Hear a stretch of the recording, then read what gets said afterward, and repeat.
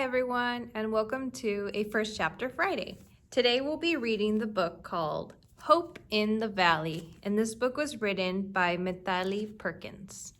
A little bit about the book: it's about a young girl. Her name is Pandita Paul. She is just entering middle school and is going through that process. Her best friend and her have a sort of argument, and they don't talk for a little bit. So then Pandita decides to just spend most of the summer in an old and abandoned mansion, which is actually a house that she used to go and visit with her mother. So it's an interesting book about her journey, especially since the town wants to renovate and bring down the house to build affordable housing for the community. So there's also that going on in the community, and she has to find a way to kind of voice her opinion, and she grows a lot from that. So let's get into the first chapter. Chapter 1. Our front porch is a mess. Stepping around a discarded skateboard and a rusty tricycle, I avoid a couple of splintery wooden chairs and make my own way down the steps. As I cross to the street to the old Johnson place, I move slowly, casually, in case eyes are tracking me. The riskiest part of this escape is ducking behind the overgrown bushes, but I'm careful as always. There. Now I'm hidden, but I'm not inside yet. Ma's makeshift wire twist still keeps the flap of a fencing attached to its post. I unfasten it, and the section swings slightly into the abandoned Johnson property like a gate, leaving just enough room for me to slip through. I came here almost every day last summer, and this summer I plan to do the same. That's one advantage to living with 3 busy people. I can come and go without a lot of questions. The first time I crawled through this opening, I was 4 years old. I'd follow Ma across the street and into the prickly rosemary bushes. When she spotted me, she smiled, led me inside, and asked me to keep her escape a secret. Now I'm the only person on earth who knows how to get into Asher Jaigas, as Mom and I called it, Ma's name Asha, which means hope. Ma's place, Asha Jaiga, place of hope. I need a dose of hope after my last conversation with Mr. Marvin. Time steals your memories, Pandita, he told me. These days, I can't even recall the sound of my mother's voice. And then he sighed, a long, sad exhale, and that felt like it drew the breath out of me too. Work hard to remember, kid. I wish I had. That's why I come here, to remember. I make my way between the oaks, past an old water tank, and push through the tangle of weeds in what used to be straight rows of apricot trees. A few are starting to bear fruit. Every July, Ma and I tasted the ripe apricots that fell without getting bruised. We never took any home. They were ours to borrow, not to claim, Ma told me. Roses, lilies, and lavender grow in the garden. The house didn't last as long as the garden and orchid, and what's left of it is rusted and broken.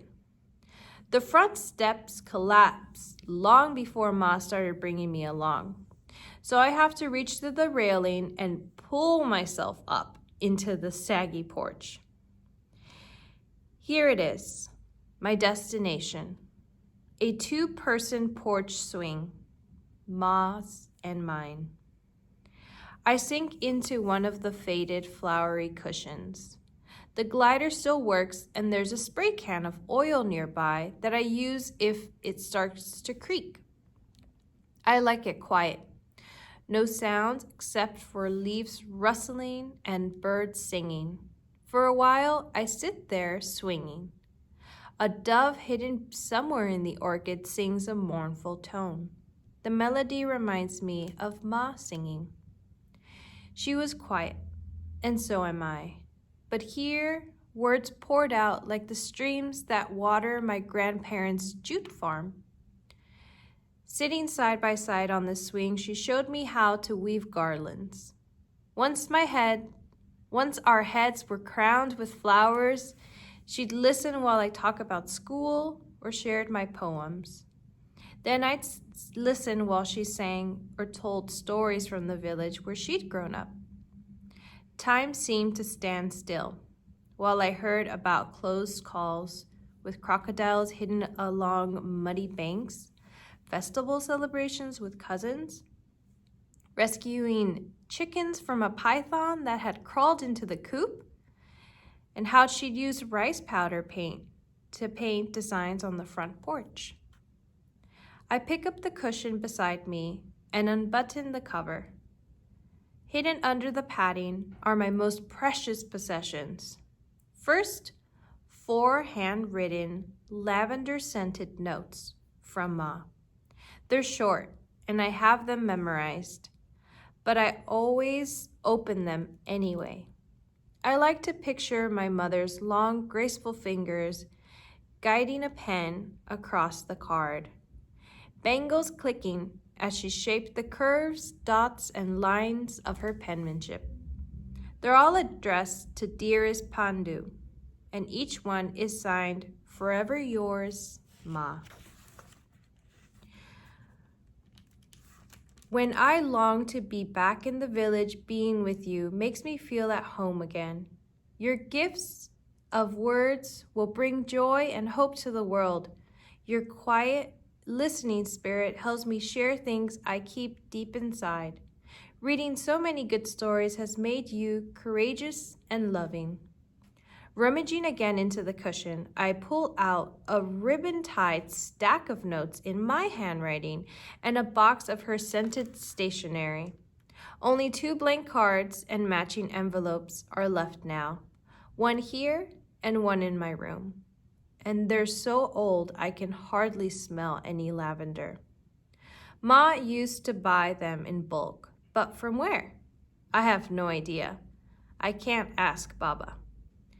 There's nothing worse than seeing his jawline tighten at the sound of her name. Uncapping the pen I've brought along, I take one of the note cards and start writing. June 13, 1980. My darling Ma, it's my 13th birthday, so here I am.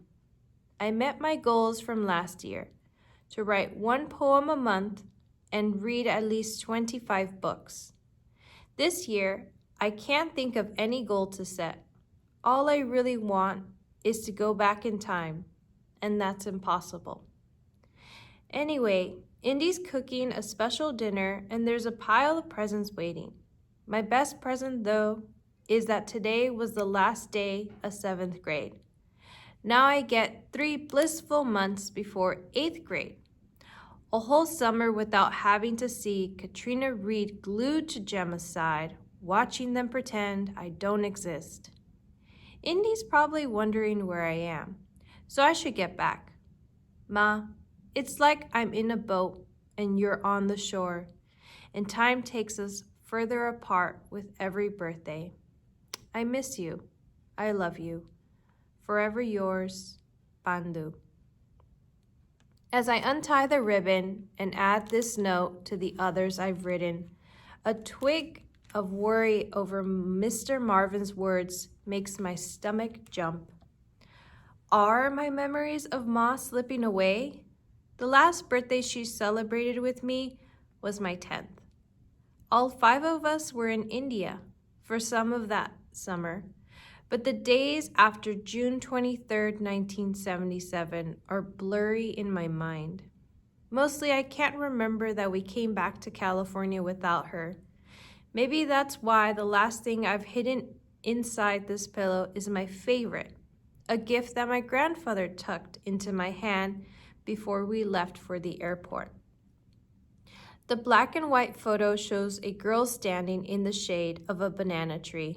The handwriting on the back of the photo says, Asha, age 13, the age I am now.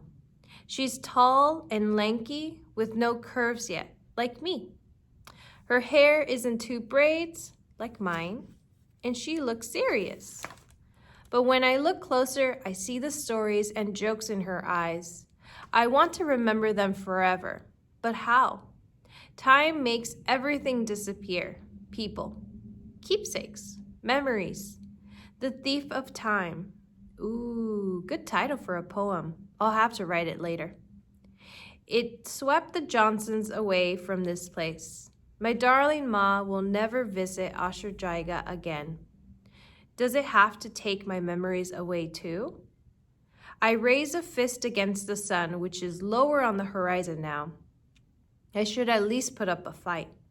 If my enemy is going to turn me into a teenager today, whether I like it or not, I'm old enough to set a big goal. Let's call it Operation Remember Ma. This means my sisters and I have to revoke the pact we made 3 years ago. It was Char's idea, but Indy and I agreed to it right away. Baba looked so devastated every time Ma's name came up.